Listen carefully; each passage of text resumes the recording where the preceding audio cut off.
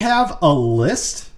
We have a list on a sticky note because I have no short-term memory right now, so sticky notes are just everywhere. You know what I've got here? I've been using this for quite a while. I have a Blizzard notepad, and it's just been...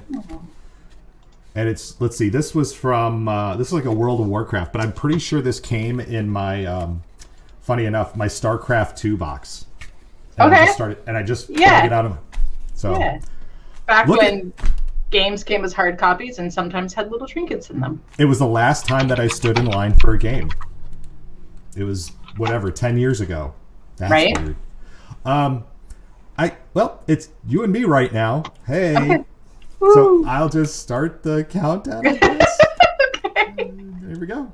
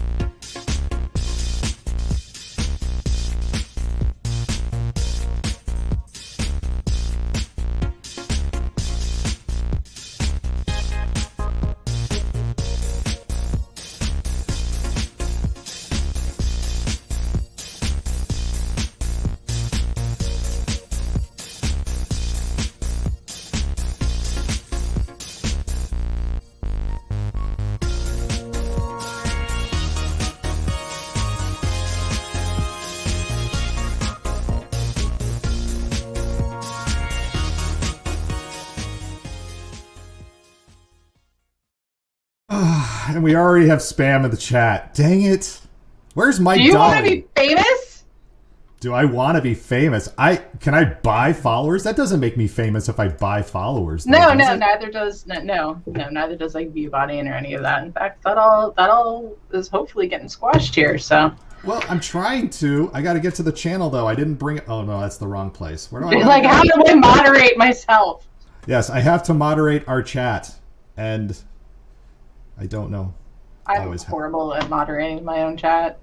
Yeah, I know it's something here. Let me do 3 things at one time. Yeah, it's not good. Welcome in, everybody. My name is... Sorry, I'm trying to do this all at the same time. Multitask! Yes. My name is James O'Hagan, and I do things with schools and esports, and it's fun. No.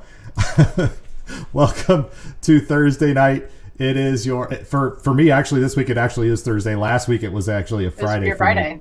Yeah, but this week is a Thursday. We know we have things to discuss because Carrie has a Post-it note if you were here for the pre-show chatterbox. And I am certified blocked this week. If you don't know what that means, go on my Twitter and find out because it was a fun time yesterday in the evening calling out certain things. But we're not going to get into that too much tonight because Carrie has a list. I have a list. Oh, Carrie, you should probably introduce yourself. Oh, I'm Carrie. I think if you're here, you probably know me. I otherwise go by Chuck Muju on Twitter. I am the communication specialist for Liminal Esports, Snowbright Studio, and if you see all the posts about K-12 esports news, that's me. She's a keeper. I try.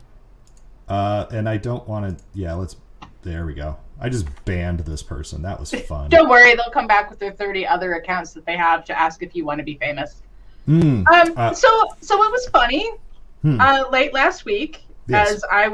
as I was commiserating with my copy editor. That sounds so fancy. It's only fancy because I bleed on pages. Like if you look at my work, it's just red. So I have to have a copy editor. Like it's a group purchase, and I love my copy editor. Tony is like absolutely awesome. She's amazing. A copy editor? I don't even know. A copy editor is somebody who takes the work that you've written and makes it correct. So like my content is usually very solid, but my spelling is anything but. It's Angelique. What is this hippie stuff? What is it, chakras and chakra chat now? Can you guys hear me okay? Yeah, we hear you fine. Great, perfect. we're learning about what a copy editor is. It sounds like somebody that a student. It sounds like what basically an English teacher does. Essentially, yes. I have an English teacher. I used to do copy editing before I was a teacher. So. I love mine. My copy editor's great. But I had the audacity to say to her, it's been a really slow week in esports news. So I'm struggling for stories this week. Granted, this was like Thursday of last week. I will never say that again. No. I learned my lesson. Well, Angelique, you are not where you normally are. You were actually in your classroom today, right? I'm in my classroom. I was doing some remediation with students who almost passed but didn't pass last quarter, or actually over the last year. So I let them come in for an hour and a half today to like do whatever they needed to do to finish. And I have to say, your eyebrows and your hair is on point tonight. It is fabulous. Thank you. Carrie, you look good too. No, it's okay. I'm like never on point. You guys can see a live shot of my classroom, my LED. Awesome. Ooh, it looks like a keyboard. Yeah, very, very fancy here. Very fancy. Very good. And I have a new hat this week. I have a Durham Bulls baseball hat on today. So I realized today that I ruined my mist shirt. Oh no!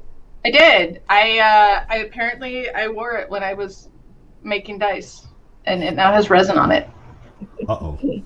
And I'm out of myself. Those 6 die though. I'll tell you what. You ever gonna get one made? I have 3. Of all the dice that you've seen, I have 3 effing D6s made. Wow. Yeah. Nerd stuff. Mm-hmm. Yeah, I'm making molds this weekend because. Yeah. So, Carrie, what did we have on our list? Because when the week started, we were having this general conversation about longevity in the industry and building programs that can survive kind of like the keystone leaving, because there's been some departures from programs. And I know a lot of people are just feeling exhausted, but they also are the people that are holding their schools' programs together. So, we talked about maybe having a dialogue about what does that look like? How do you build your program out? How do you plan ahead so that, if you're dealing with burnout, or, you win end the up lottery. ways. Yeah, anything, so that you leave. Invest in Dogecoin? Yeah, exactly. And be able to sell it. Is your organization, is your program still going to be able to, stay above water without you? Because I think a lot of times, I want to say that's almost counter to how a lot of people that I know in the esports EDU, especially early esports EDU industry, do it. Because it seems like you always find that person who's, well, I run our game club, I run our esports team, I do all our recruiting, they manage everything. So if something were to happen to them tomorrow, the program's got nobody. There's no assistant that's learned that can step up and fill their shoes. There isn't a department around them. The administration probably has no idea what's going on. It's just not developed in such a way that they could even reach out to somebody and be like, I need help, so-and-so is leaving. How do we keep this going? I struggle with that as well. Now, in my own school district, luckily I have 12 adults also as part of our program, but I'm the administrative lead. I'm the one who goes and talks to, all the players across, because everybody else is teaching, right? I'm an administrator. I have some more flexibility to do those things. It's kind of my job. But, even thinking about some of these small programs, across our state in Wisconsin where, sustainability is a hard thing, and it doesn't take a Playverse, and it doesn't take an HSEL, and it doesn't take an ASEF to sustain it.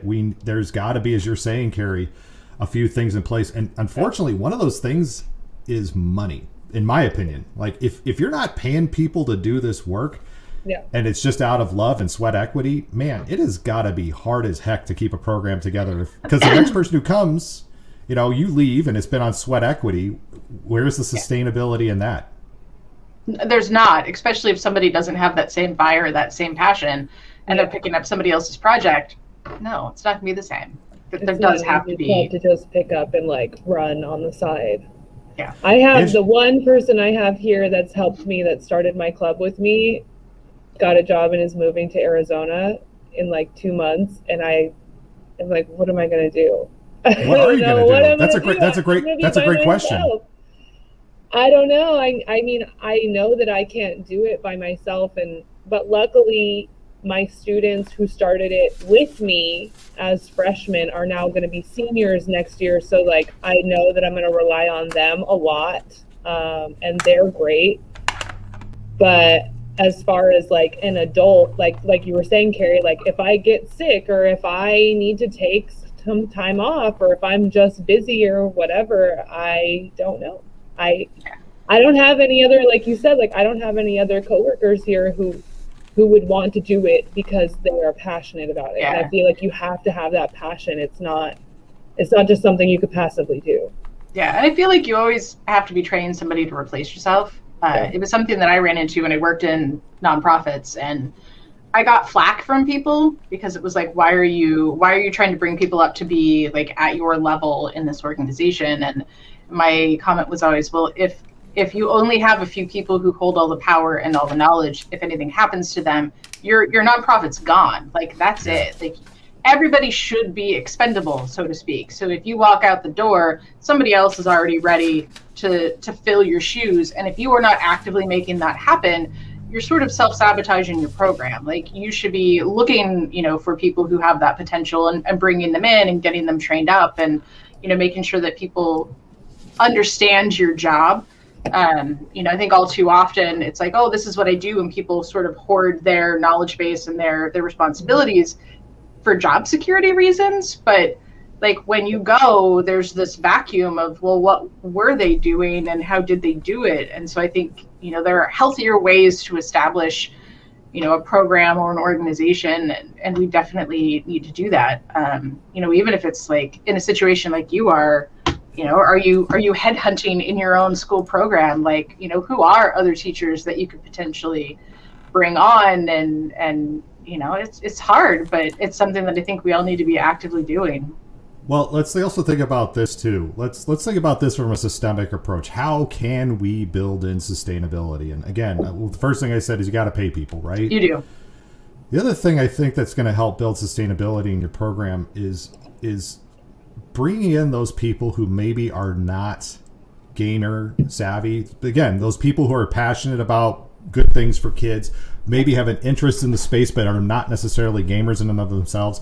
And also, if we're going to have diverse programs, we have to have diversity in the people who are working in these programs. So if you're, Angelique, you kind of had the best of both worlds. You had the geeky guy who helped you get things started, and then you're the talented teacher female, learning a lot as you go. Your next person maybe you want to find that other geeky kind of guy or something like that, or find where there are, when you look at your program across the board and you say, who are the students who are involved here now and where do we have gaps? And maybe it's a counselor who you want to work with, or a social worker, or maybe it's a community member who can bring in outside resources in. There's a lot of different ways, because when you say sustainability, just get two guys to oversee it. That doesn't necessarily speak sustationability. That just it's kind of like with football coaches. You see one football coach, they all kind of look alike. Yeah. Well, and I know Travis Witt, who's also in our thing here, is not the typical. He looks like the typical football coach, but he's not. But you get, when you have that football coach looking culture, there's a lot that follows with that. Yeah. So again, if we're going to talk about this being available for all kids, part of our sustainability plan has to be, how do we diversify the adults in the room to make sure that we are getting all of our kids involved? Because then when we have more kids involved, administration takes notice. Once administration's taking notice, it's like this, it may be a little bit of a chicken or the egg kind of conversation, but I think how you build sustainably has to be strategic. Absolutely. Yeah. And I think it also needs to include creating your playbook. That's so hard. Because guess what? It's not cookie cutter. It's not cookie cutter, but I think you at least need to find the things that are the backbones of your program, and it needs to be drafted and it needs to be shared with people And even if it's being able to sit down and have a meeting with your administration for a brief period of time and be like, okay, especially if you're one classroom on a school site that isn't really active in leagues, and explaining like this is the book, this is the general rundown. Everybody knows where it is. Salute general rundown. It's because a lot of organizations don't have it, and it's so much easier if you can come in and be like, okay, this is how they've been doing it. You don't have to stay with it, but at least you have the foundations, what everybody's been expecting. Yeah. Well, like I said, if you're not getting look, even Sam says this, Angelique. If you're not building, first of all, if you're not getting paid, there's no, again, that is probably the easiest way to kill a program is when you go, the next person is not going to pick it up. So get paid. Get paid. And I think it's hard because I think with sports in general, you have a tendency to expect really weird hours from coaches. It's like, and a lot of them are at school all day because they don't necessarily make enough coaching. So they've got to have sort of their day job. And then they come in and, they're there until 9 o'clock, 10 o'clock at night. Like it's not maintainable in the long run, I don't think. Either unless you're like single and don't have a family. Yeah. I think then it's achievable, but if you're somebody that has, people that you're responsible to at home, that's going to be taxing. And boy, there's nothing that pisses off a spouse more than, wait, you're spending all these hours away and you're not getting money, and we've got kids and things that have got to get done around the house. I mean, I feel that from just when I was a tech director, and I would say, sorry, this is my busy time. I'm going to be out until 9 o'clock tonight rebuilding the network or, doing whatever. So I'm getting called a content creating fool. Yes, I'm very much a content creating fool. Thank you, Matt. And it's just. Oh, by the way, I just want to say this wait, I want to say this really quick too, because this is important. Miles Harvey just checked in. His middle school played a match against a school in Kuwait today. So New Mexico playing Kuwait. Hi, Miles. So middle school esports is alive, is what he says. That's really important. Congratulations on that, Dr. Harvey. So, and if you've not seen his room yet, he's got more LEDs than Angelique does in her room. Well, I only have one, so it's not hard to beat. But I do have Christmas lights that did not really survive the year absence of me. But it's fine. So, what else do we have on the list? So the other point that we had on the list that came up was in reference to the cheerleader case that made the news in regards to social media, and what do we have the right to enforce? And it kind of came up, and I think while it's relevant in all cases, because a lot of schools now have policies that extend into social media and your behavior outside of school, for those that are teaching content creation, gaming, esports, I feel like it's even more relevant because a lot of what we do is also really connected to social media and your behavior on Twitch, your behavior in Discord, your behavior on Twitter, and how do we deal with that? What do we have, what's within bounds for us when it comes to enforcement of out of school behavior? I'd really love to show the headline, but I can't because we've got this gigantic advertisement. Here, I'll just have to find another story, I guess. So the basics of this story is that a cheerleader, she was a freshman, which I thought was weird, or she was 14, or not Spotify, not cheerleader, Spotify. Oh my gosh. Spotify. No, Snapchat. She went off on her Someone school. says accept the cookie. Yeah. Well, this is why I use the Brave browser and not Chrome. Not the filtered one. Yeah. So because when I read it, I was expecting something different. I was expecting to be like, oh, this student went off on fellow classmates, or the behavior was really hateful. And then I read the story and it was like, okay, student had a really, really bad day. and vented their feelings sort of about the education system that they belong in, and now there's issues. Like, right. What did she say? F the school, yeah, it was. I mean, transferred. It was. Yeah, it's all stuff we've done after a really bad day working in a school. Like, I don't know. I mean, like, I agree with what Sam said. Like, why do we go straight to punishments? Like, why? Because, like, what was it that they took her off the team for a year or something? Like, that's a little much. Well, let's think too about. Okay, so what Sam said, especially about how we go right to punishment. It's interesting how a lot of our acceptable use policies are written in schools.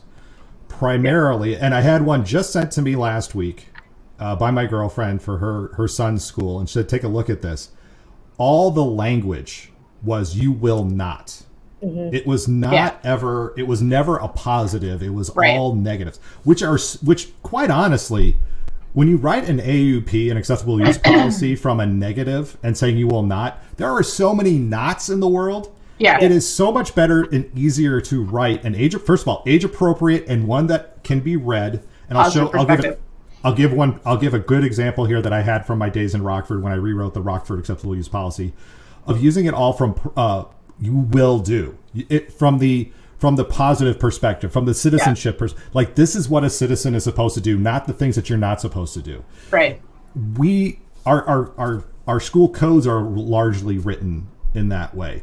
It would be so much easier, other than the punishment aspect of things, it would be so much easier if we did take things from this is how we expect, the expectations of behavior, the expectations of what you should be doing, not the knots. And if you give me a minute, I'll pull it up here. Find it. Yeah, I think the thing to me that was really alarming about it is it comes down to, like, when teachers get fired because they posted a picture with a glass of wine in their hand, or they post a picture of themselves in a bathing suit at the beach. Yeah, like, we're going to fire you because you're human and you're being human outside in the workforce, and we can't, like, your children can't see you like this. And I feel like women definitely receive a little more of that than male teachers, but male teachers still get busted for it as well.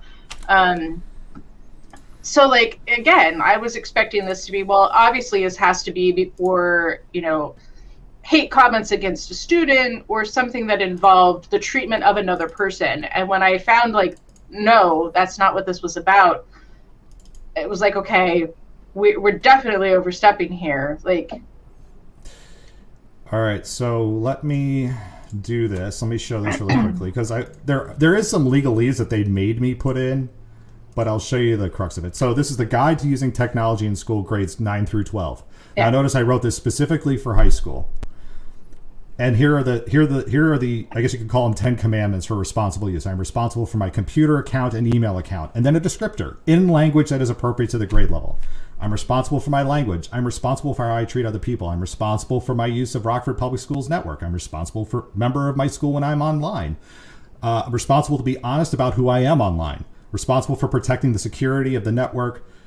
Responsible for protecting other people's property online, and responsible for following school rules if I publish anything online. Yeah. That is so much more, and given, again, written in the language. But let me show you what But I'm also curious, when you write that and you say online, do you specifically just mean on school accounts, or do you mean at home on your home Twitter or your home?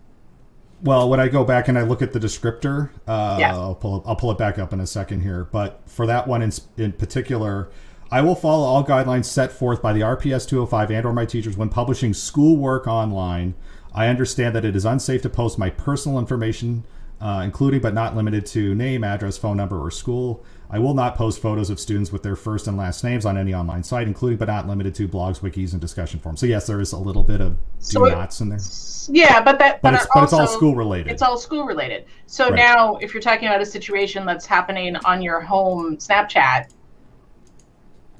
see, to me, that's outside our bounds, quite frankly. And Chris Avila said the local school district suspended kids for going to a shooting range and posing with guns. Yeah, I've seen reports on that one too. But here is the pre-K through 2 one. Now because how silly is it that we have these universal acceptable use policies for everybody, and you're expecting a second grader to follow along with the policy that I just fought. Now remember, experience in elementary is very different than experience at a high school. So access to computers, access to technology, cell phones, all those things. Now, granted, these were written several years ago. 2015, I think, was the last time I did these. That's 6 years ago, and the world has changed dramatically. Yeah. But just look at how presenting this now to a pre-K second grader. I will use kind words when I'm using a computer. I will take care of the computer at school. I will ask my teacher before I go to the internet. That's that positive perspective. It's setting responsibility. And again, student responsible use. Not acceptable use policy, student responsible use. Words matter. And how we introduce the invitation to learning and the invitation to technology, either you're coming into them with positive intentions, or you're treating them as a criminal ahead of time and saying, if you do these things, you get in trouble. Don't do that. Don't do that to kids. Because that sends the wrong message of how they should be engaging with the technology. Right. So. Sam's, I think it reads, when it affects the community, we expect this responsibility. Yeah, see, and that's where, like, because I know different, like, obviously private schools do it differently. They have a tendency to be really, really tight on their expectations. But I know even within, like, the public school system where I was at, we did not go into a child's social media or any personal feeds unless it was a specific situation that had been reported that involved, like, fellow students. Because we did have one situation that occurred over the summer where there was targeted harassment, and these two kids were going to be in the same class together. And so it was like, okay, that's when the school was like, okay, we've got to go and actually see what's been happening, so we can figure out how we're going to deal with it when everyone's back on campus. But it's not like we would do that in any other situation. Like if somebody had popped off and been like, oh, no, my school, it would have been like, okay, yeah, they had a bad day. This is their account. They're not doing it at school. They're not affecting any of their fellow students. Maybe I'm going to check in with them on Monday and see how they're doing, because clearly something isn't okay with their relationship with our school site. So yeah, I think that was Sam's point too. It's like, why are we going straight to like discipline and punishment? Like, why not, instead of jumping to kicking the kid off the team because she had a bad day for a year, pulling her in and doing some restorative conversations? Like, what really is going on? How really are you feeling? What made you feel that way? How can you address this situation and change your perspective? And then maybe get to the point like, well, is there anybody you should apologize to that you might have hurt their feelings by saying this, right? Yeah. Like if she was talking about her coach, or I don't know what it was, but like, I think those conversations, I mean, as a teacher, like we're all educators, those are the conversations I have with my students. I don't say like, you cheated, you get a 0. I say, you made this choice. How is it affecting you? How did it affect me as a teacher? Like when you turned something in that was somebody else's words and not your own, how did it affect the student that you copied? And, blah, blah, blah, blah, blah. Like, let's reflect and figure out how we grow from this, not let's put you on lockdown and make you hate the school even more. Well, and Sam, I love that Sam's jumping in on this, because that students should be allowed to post whatever on their own time. To an extent, I agree. However, coming at this from an administrator perspective, especially, again, my time in Rockford where I was working in the alternative education environment, we don't have this problem really in the virtual learning, but in the alt ed environment, almost every fight every day came out through Facebook. And we were having to dig through those Facebook channels. We were having to dig through, not so much Instagram back then, but Facebook was the end-all be-all start of fights. And there's two things you look for. You either start looking at students' Facebook posts, because a lot of them post in public and you know who they are, or you look at how this is tip 101 for new administrators or future administrators. If a girl guys do this too, but differently, but if a girl comes in with her hair pulled back and sweats when normally she dresses really puts herself together, either it's a bad day or there's a fight about to break out. So it's like, I'm sorry that I have to say that, but trust me. Ours were the earrings. If they didn't come to school with if they didn't come with, if they don't have big hoop earrings on, but normally they wear big hoop earrings, yes, that's a sure sign that's either somebody's just having a bad day or potential fight. Sorry, but we have to. Or they just wanted to be lazy that day. That's what I'm saying. That would be now. I did say now that. It would just be like, do I need? Yeah. It's but I think it's more like, again, you're saying because stuff was happening. So like when you have something that's happening that's affecting your community, that's a safety issue. Yeah, okay, then you might have to go and check and see what's going on. Or even like I had situations where there was just some icky vibes, and so I started digging, and I'm like, I need to know what's going on because something's not okay here, and found some stuff that ended up being reported. But like I think those are the cases, but there needs to be space for people to be people, and there to be follow-up conversations. Like you said, like we all have bad days. We need a place to vent. We also need to learn how to conduct ourselves online, because that's, once it's out there, it's out there. So being able to have the conversation of, okay, you clearly, like, let's talk about what was going on, and then let's talk about, like, you know, maybe there are other ways that are going to be less impactful to you the next time you feel like this. Like, if you feel like this, like, you know, it's like trying to get that kid that hits people when they're frustrated. Like, great, you're frustrated, and so you're taking that frustration up physically on your classmates. The problem is when you do that, you then like compound the frustration, because now you're in trouble for hitting your classmates. Like, you've doubled the stress that you're under. So take this first wall that you're in, like this first frustration, find a healthier way to deal with that, so that that's your high point. Like, you don't end up amping up any higher and end up with even more stress. And if we just slap suspensions or expulsions on top of it, we're not teaching them that. Like, we're not teaching them that at all. We're just heightening, we're elevating the stress.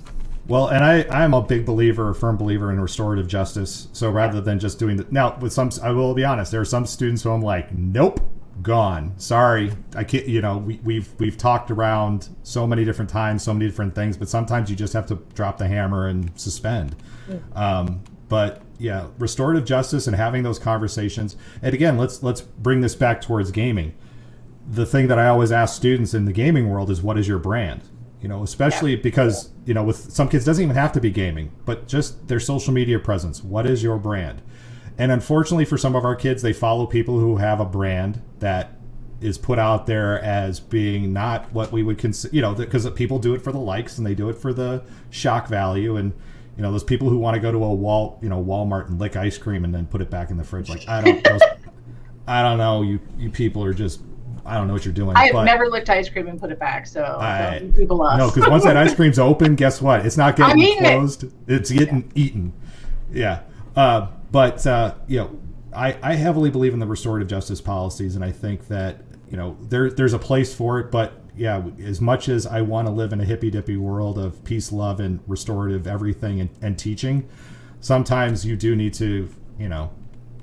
Yeah, there's safety issues and consequences. Like, actions have consequences. Do you guys want a fun story? Wait, do you guys want a fun story? Sure. Just where I unfortunately I had. Is it? It used to be a lot of fun. It's a hard story, but it's one of these ones where, all right. So, and I might have told you guys this. So again, I'm an assistant principal at Rockford. And I have one of the building. We had two police officers in the building, and one's just hanging out in my office, and we're talking. And I get a phone call from a teacher, and she just says, "I have a student with a knife." I immediately hang up the phone. She got the word barely out. I hung up the phone. I turned to Gallardo and I go, "We have a student with a knife up in." And I knew a teacher's room it was. We run up the stairs, second floor, get to the room. He's unholstered his gun, like he's got his gun, like, you know, the clippy things or whatever they have to do. And I walk in the room and I just say, "Just hang back here." I walk in the room. He comes up behind me. It's the most quiet, calm scene I've ever seen. And I look and I go, you said you have a student up here with a knife?" And she goes, "Yeah." And she points to the kid who has a little pocket knife on his desk and he's kind of twirling it. And I said, "Okay, first of all, Amanda, the next time you call and say, 'I have a student with a knife,' lead with, 'Everything is fine.'" I have a student with a knife. Because unfortunately, and again, here's where sometimes you just have to do things. Student code of conduct says I actually should have expelled him. Yeah. I should have put him up for expulsion because he had a blade that was more than an inch long. I had a case where I had a student who had been camping with his dad. He was in a split family situation, so he got to spend one extra night with his dad, and his dad, like normally he would be with his mom Sunday night, but he got to stay Sunday night with his dad. His dad dropped him off at school, and he's like halfway through the day, and I can see him turn white. And he slowly walks up, and he puts his hand in his pocket, and he slips this very large pocket knife like to me very carefully, and he's like, and he explained the whole thing really, really quiet, and he was like shaking. You could just see him like, I'm gonna be in so much trouble. I'm like, okay, just come and get it from, like at the end of the school day when your mom's here to pick you up. Just bring her on in, and you can take it home. And it's the same thing. I should have reported him. He should have received a multi-day suspension for it. And sometimes we make judgment calls. There's some things that we can't make judgment calls on. Well, I couldn't then. The cop had his gun unholstered. No, you were stuck. You had. I was like, I busted into the room because the damn teacher didn't start with everything is fine. When you lead with when you were in a high pressure school with kids who just happen to pop off now and then, and you lead with, I have a student with a knife. Yeah, not the most defusing. No. Not your finest moment. No. Oh no. God. Well, so who wants to get a certification? Was that on our list? Wow. That made my list. Yeah, I have a certification too. Go UCI. We host the Esports EDU podcast, so that's it. That's all we need. We have our own little piece. Everybody here gets a certificate for being here tonight. Esports EDU certificate. You get an Esports EDU certificate. Everyone gets an Esports EDU. Everybody gets an Esports EDU certificate. I've had so many conversations about this in the last 48 hours, as I'm sure everybody else in chat has. I was a little, like, when I first saw it, I was like, okay, we'll see who's gonna bite. And within an hour, I felt like the entire world esports community bit, and I felt really bad. I felt really bad for them. It's one thing when a few people are like, yeah, this isn't good. It's another thing when the entire planet is like, what? And I felt bad because I looked at that list of advisors. Yeah. At how many? Let's see. We had. Oh, you guys can talk amongst yourselves. I want to count the advisors. 1, 2, 3. 6, 7. Wow, they had 42 advisors. 42. They did. How do you have 42 advisors without it being called virtue signaling? For those of you who don't know what virtue signaling is when you get a whole bunch of people together and add them to a list and go, look at our diversity. Yeah. Well, I don't know about you, but I just got esports certified about 2 minutes ago, and it cost me 0 doll hairs, Nick. Oh yeah, hairs. I know. Nick is running. Yep. Look at it right there. I'm certified, baby. Woo-hoo. Here is all the advisors, and I know one of these people. I know Danny, and hadn't heard anything about it. It was kind of surprising to see him there. But you know what? What I feel like I want to get, I wish I could have done this tonight. I want to get that Sarah McLachlan, I Will Remember You, and just play it over this. But I don't. Here. But we don't. I don't know how much input any of these individuals have, and that's what I'm saying. This is virtue signaling. Yeah, because I do know a few of them popped up right away and were like, please reach out to me because my name is attached to this, and I want to know what's happening. So I don't know how much control they had in this. It very easily could have been, it's just their picture and their name attached to lend credibility. When you're putting my name or something on it, damn it, I better know. Yeah.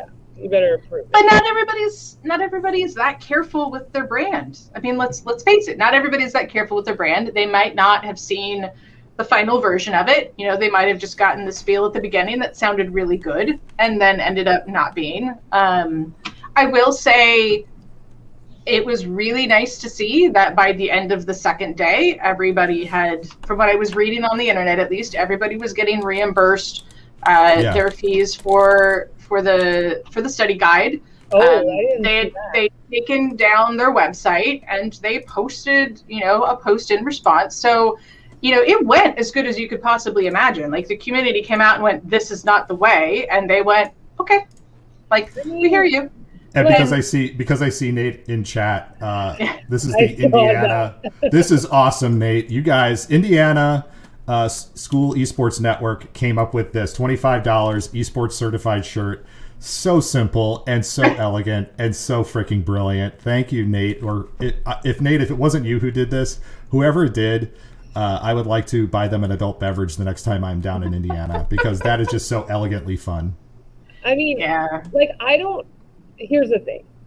I don't hate the idea of having a way for people to become more educated in this space and learn how to start a club, run a club, right? Manage a club, train new people, create that culture, all the things that we talk about.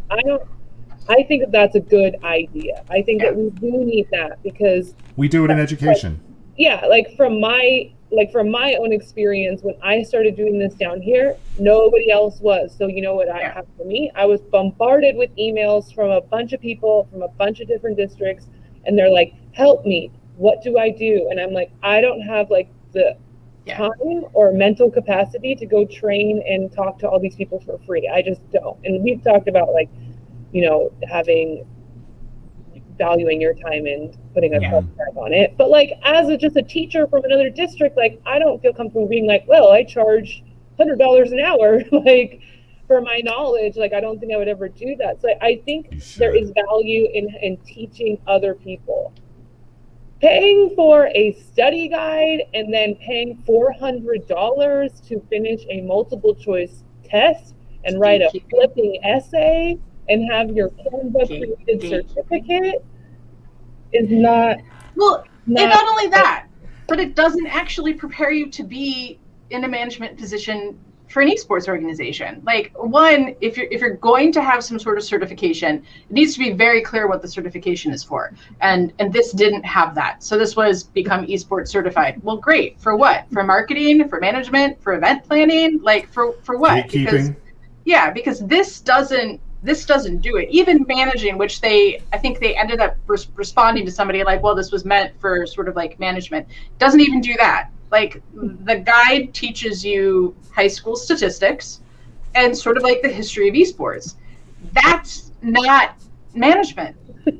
That's not management. That doesn't teach you how to do the job. I'm certified in making up. Obi-Wan Nikobi, you get the. Nate is. I got to give it to Nate because he came up with the website and the shirt. But that is, for those of you who don't know, no, encourage me. Matt says, "Do you believe they had good intentions?" Do we believe they had good intent? Yeah, okay. Yes. And no. Let's look at this, okay? Because the problem that they were looking to solve, and what are the possible solutions? The problem they were looking to solve was that there's people who are trying to get into the industry. And yes, there is, and let's call it what it is. Gatekeeping in education is important because we are working with minors. We know how the system works. We have to protect the things that are coming in. Gatekeeping in the esports industry, though, has a completely different connotation. This is what my girlfriend and I were talking about last night about the differences because she saw gatekeeping as essential. I see gatekeeping as sometimes as a negative, and it was interesting to get that. Maybe we need to find a better word, she suggested, for us to come up with rather than call it gatekeeping. What do you have, a price wall?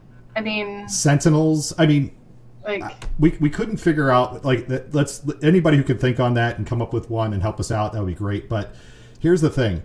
I look at this as if the goal is to increase your access to the industry and to increase diversity in the industry. It's not going to happen from an asynchronous self-study test. No. It's just not. This is where, that's why I looked at that list, those 50 people, and I went, you didn't have one educator on that list. An educational designer. Doesn't even have to be an esports person, just an educational designer who can say, what do you want to do? Because what are you testing for? They didn't test for management. There was no that was not a test to see if you are qualified to be an esports manager. And who has ever authentically learned something from taking a test on it. No. I mean, that is there to check and see what knowledge you already have. Yeah, and I don't know somebody responded to it early on with like a research article about standardized testing and right, like there was no educators on the board. Like the first thing that I would say is we hate testing. I don't believe in testing. I think it is a terrible way to assess knowledge. Like, at $400, as educators, like how much have we already paid for units? Well, and it's like printing money at that point. You know what? Here's what I think that they did. I firmly believe that this was an open educational resource, meaning they took something that was free, repurposed it into, because you can do that legally with open educational resources, repurposed it into what they needed, and they're basically printing money at $400 a pop. Yeah. They failed to, I think, in their efforts to make this launch, and again, not talk to anybody in the educational world to see like, hey, how do you do this right and make it meaningful? Here's how I would fix this. Don't do this as asynchronous, and you can do it to asynchronous to an extent, but do it in cohorts. Do something that builds networks. Invite people from certain areas of the industry, and don't charge them necessarily $400. Make them have skin in the game. But again, what's your overhead at this point? Have people mentor people in the industry through all this. Is it a lot more work? Hell yeah, but you got 42 advisors. Yeah. Use those 42 advisors. The other thing that struck me is like, so if you're an esports organization and 3 people apply to you, and one of them just has a certificate because they passed a test, and one of them has a degree in marketing, are you going to go with the person who passed the test, or are you going to go with the person that has a degree in marketing, like who has put in the time to learn the trade instead of just pass a test? So it's almost like what? It's almost like no, he's not. He's not saying that they do it bad like that. He's saying no, I know. But that fellowship program is kind of the model. What they do, and they're like, oh, let's charge $400 so we can give you a Canva created certificate. Or think of any of the other universities or colleges that already have marketing, broadcasting, business degrees. Like, there's all this stuff. Like, I was having a conversation in Discord this morning. Like, it's we don't have to reinvent the wheel. Like, marketing is marketing. There's slight changes between industries, but it's not huge. So maybe instead of creating this, like, we have to have this certificate, like, no, these classes exist. There's already access to them. In many cases, there's community college access, to some of these as well. What are the key things that make each of those things different? That's what could be bottled and taught by an organization. Oh, so you're already studying marketing. Well, here's this, here's the addendum or the extension that's relevant to esports. We don't have to, like, this hot potato and who can make the most money off this. Yeah. It's essentially that, because I'm sitting there and I'm like, this isn't esports management. Well, when I saw the first, it's not esports management. It's you could pass that test, be hired, and have absolutely no clue how to manage an esports team. But standard deviation. Yeah, you know how to skew your statistics. Yeah, statistics is in it. Yeah, I looked over the thing because all I looked at and saw was like, oh, this looks like my qualitative analysis. A lot of statistics is in it. Yeah. Oh, I do like that. You need a 100 PC event with X type of graphics cards. Yeah. Good luck getting the graphics cards in this day and age. Oh my god! I just got one. It wasn't. So I think for me, like outside of the history part, it's not even. Yeah, it's not. It wasn't relevant. Well, how relevant is the history? I mean, when you're talking about an industry, look, a bunch of white guys. Well, not only that, but we're talking about a tech industry. It's like 1770s American history. It changes dramatically every couple of years. Yeah, it's handy to know, but that's not going to make you a good manager. Knowing that the esports industry started in the 70s, like, great. I think it goes back to like what we've talked about multiple times. Like, how do you get involved in this? You just start networking with people and getting involved, and that's how you learn. That's how you learn, is being immersed in it and trying to run a tournament and trying to, and figuring it out along the way. There's no guide that's going to teach me how to do it. looking at the room here, looking at the chat here. We got the digital room here. I mean, all of us got college degrees in education. All of us got we all got teacher's licenses. How good of a teacher were you now compared to today? I was terrible. Now compared to now? Now to now.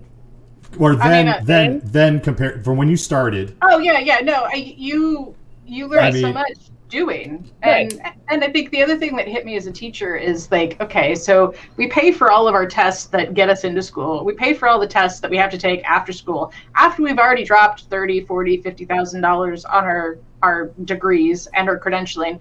And then at least in California, once you get all done with that and you've proved that you are capable because you've passed all of your classes and you've passed all of your exams, you now have to pay to go through 2 to 3 years of torture so that they can clear your credential. Like we think you're capable, but now we have to make you pay to make sure that you really are capable. Like and then throw this no.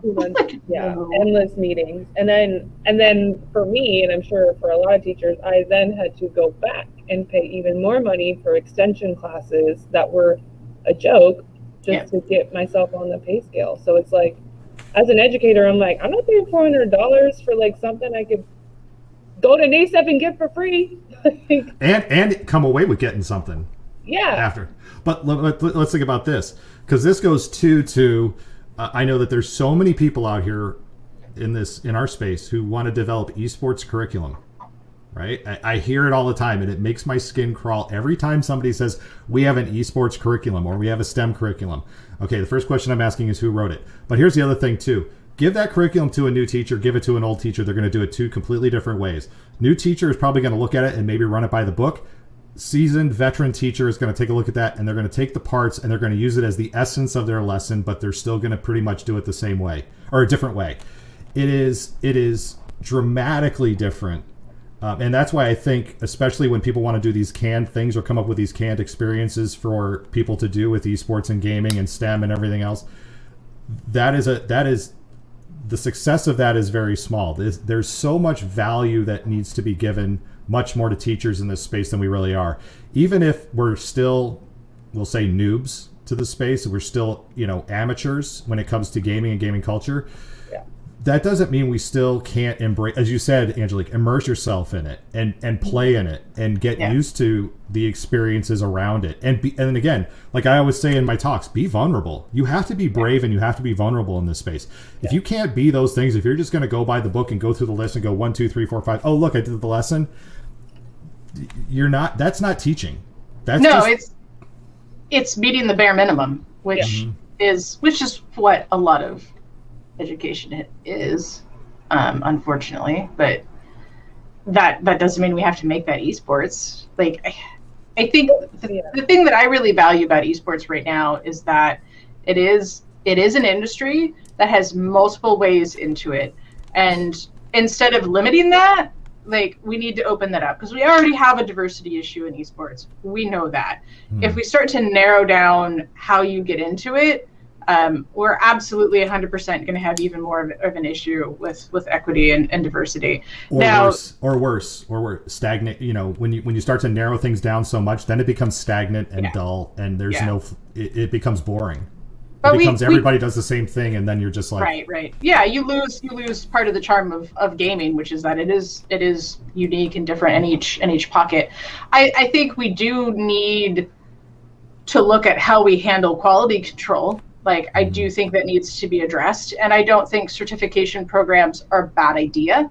I think they need to be carefully thought out, and they need to be very specific in what they're designed for, and they need to not reinvent the wheel. So if it's marketing, is it better to push your student body into like a marketing certificate that could be used in any field should they decide that esports doesn't work out for them? Because let's be honest, it can be really hard to get a job in the industry. Or do we want to encourage them to get this niche little thing and be like, no, you got to do this program because it's for esports, and then they have a certificate that can't be used elsewhere.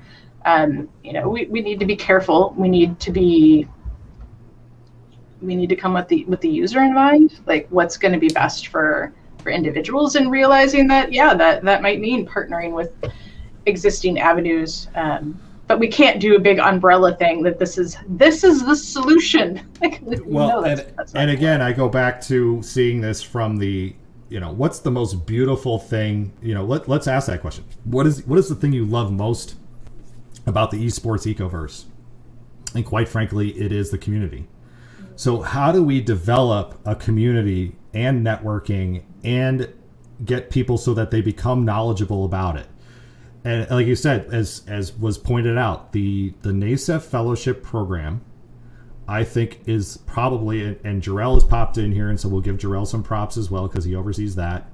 That is probably the closest to the model. And again, as you said, Carrie, what is the purposes? Okay, it's educators working together across the United States, and they're not paying for it; they're getting paid this time around.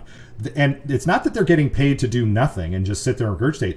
They're developing content. You go onto NASEF's website right now and you go onto the curriculum page, you will find I'm sure Angelique has something on there, fellow created content and lessons and things people can use in libraries and classrooms right now. Yeah. Mm-hmm. And it's awesome because it's adding on top of skills you already have. Yeah. Like, it's not telling you you're going to become an esports teacher. It's like, okay, you're a teacher. Now let's get this gaming content. Let's add this bit on top of it to add depth to the skill set you already have. And I feel like that, can we have more diversity of programs that are like that,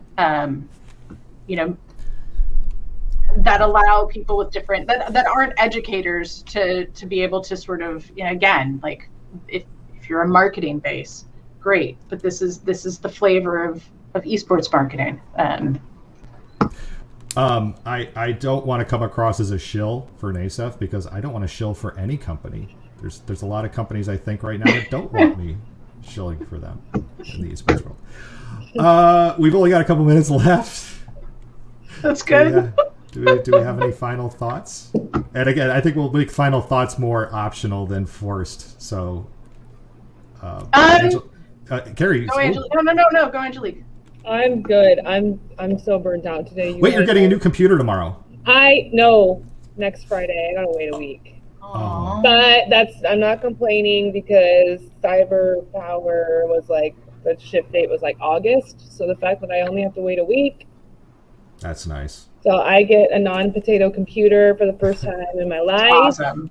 I'm unplugging the potato. We're gonna get rid of it, and then I'll have a nice new computer that I can stream and also run my game on my computer at the same time. And I can stream and have Twitch open at the same time. It doesn't freeze. That's huge. Wow. Watch out, y'all. I'm about to get partnered. You have no idea.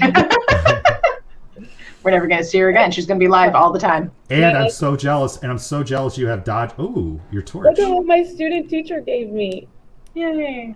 And I'm so jealous that you get to see the Dodgers and the Padres so many times this year because that series looks awesome every time. Oh, and my God, it's been so fun. The couple games that I did go to are so fun. This week I'm going Giants game on Sunday. Can't wait. Ooh, go Giants. First place Giants. I'm taking one of my best friends. It's her birthday and she's a Giants fan. She's got like a Giants tattoo. She's pumped. So nice. And I grew up with them, but What? What about us? What? No, my family was a Giants family. We were all from San Francisco, so. Mm-hmm. But watch yourself. I'm just not a sports person. No, go team, go athletics. If it came down between I did borrow Giants gear when the Giants played the Angels, because I'm going to be wearing Padres stuff and she'll be wearing Giants stuff, but it's okay. We'll still be friends. I used to think as a kid that the brown that they used to wear in the 80s was so ugly, but now I dig the brown and yellow. Yeah. It's such ugly colors when you think about it, but it actually No, makes I like it. It looks good, though. Yeah, it does now. Carrie, do you have a final thought? So I just want to poke everybody in the esports community one more time. I know everybody is really tired. It's the end of your school year. Everyone's exhausted. You're tired of hearing from me. But if you haven't checked out K12esportsnews.com as a platform, please do so. Actually, Michigan High School Esports Federation, they sent me information about their finals. So that look at this. The Academy of Esports. Academy of Esports gets put in there. If you send me information about what your school, your program's doing, there's a really good chance that you're going to end up in the newsfeed. If you have a hot take on issues, we even have an opinion section. And our submissions page tells you all about how to submit stuff. So, as it stands, this website's really heavily curated by me. But I would love to be able to get more and more educators' voices featured in the daily news stories. So if you have a minute, you can always send me a DM. You can send stuff straight through the submissions. I'm on every social media platform all day long. Sam's all about those opinion pieces. She's like, what am I going to write all about? over those. Mike Dolly, make sure you get all the state stuff into Carrie too, because we have our state stuff. You should call it the opinion section, the spicy section. The spicy. Ooh, can we have a spicy section? There's opinion section and then spicy. It's just like there's like the spicy opinions. We'll have to. Yeah. You can mark it with like a chili pepper. Like this one might be controversial. I will just say this: if, as I always will say, if anybody, it doesn't matter if it's an esports company or not, comes to you and promises you the world and says, here's all the amazing things we do and here's all the schools we are in, ask them for not their list of who can I just call who you've already vetted and checked through. Give me your whole list. I want to make phone calls. And I will just reach out to these people, cold call them, and they may not expect, because I want to find out the real experience. No, seriously. This is what we should be doing. We should be calling and checking and vetting. So if we're not, and if you're an educator and you're asking to evaluate something and you're not just asking for them for their references and the entire list of who they work with, or at least those in your state, please make sure you do. That's it. Yeah, ask for the receipts. That's it, Sam. You got it. Ask for the receipts. K-12 Esports News is on 107% of the internet. What? Read the chat. What? Nick is winning the show tonight. He just is. He really is. He's on fire. Yeah, it's like, but Sam's like our Jiminy Cricket always. She's like the little, it's just here. And just like, anyway. That is a real statistic. All right. K-12 Esports is a new cricket. Salmony Cricket here. Oh, Salmony Cricket. Oh. Guys, I can't believe I'm still in my classroom. It's 5:30. I can't believe we're still running this show right now because we're obviously just off the chain. Jim needs to sell an NFT of his "You're Obsessed with Me." Yes, I do. Okay, I'm ending the show right now because this is not a good way to. Good night, everybody. See you next week.